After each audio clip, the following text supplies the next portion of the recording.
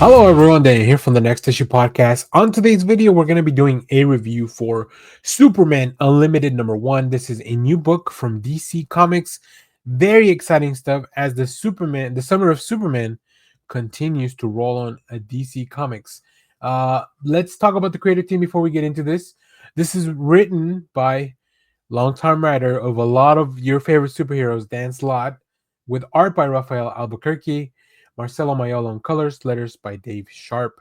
There's a plethora of amazing covers that you can probably check out at your comic shop. Let me know which one you pick up. I'm very excited to pick up my book. Obviously, this is being recorded before the book is actually out in comic book stores, but man, oh man, did I have a great time reading this.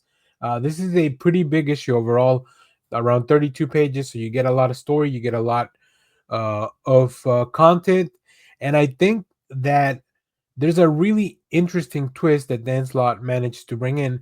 But first of all, what the biggest accomplishment I think is of this book is bringing you into a fresh book.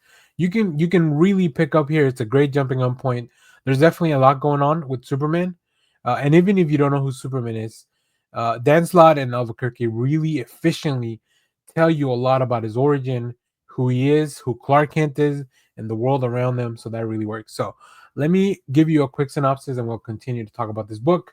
The summer of Superman heats up with a brand new ongoing series taking the DCU by storm.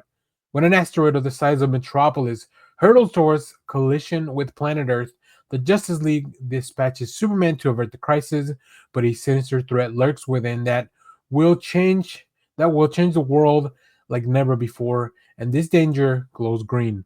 The last son of Krypton must risk everything to save his adopted home, the very home which now tries to kill him, from complete destruction.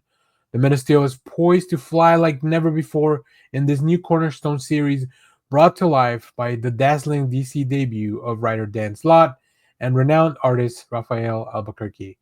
I didn't realize Dan Slott had never written a DC comic. That Okay, that's interesting. No time to unpack that though, because a lot happens in this issue. But let me start with Rafael Albuquerque's art.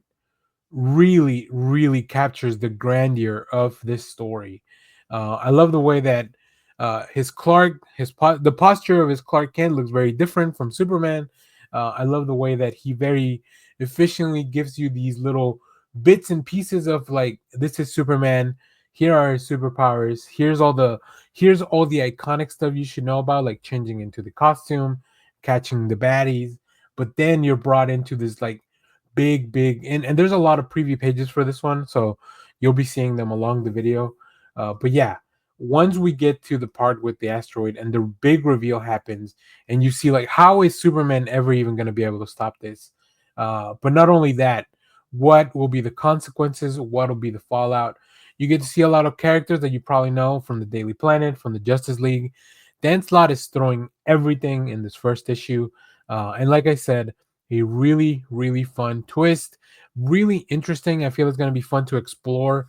I don't know how this affects the rest of the DC books all around, as far as Superman goes, but there's a lot going on with Superman, so I don't know how this changes the flagship book. I don't know how this changes Action Comics.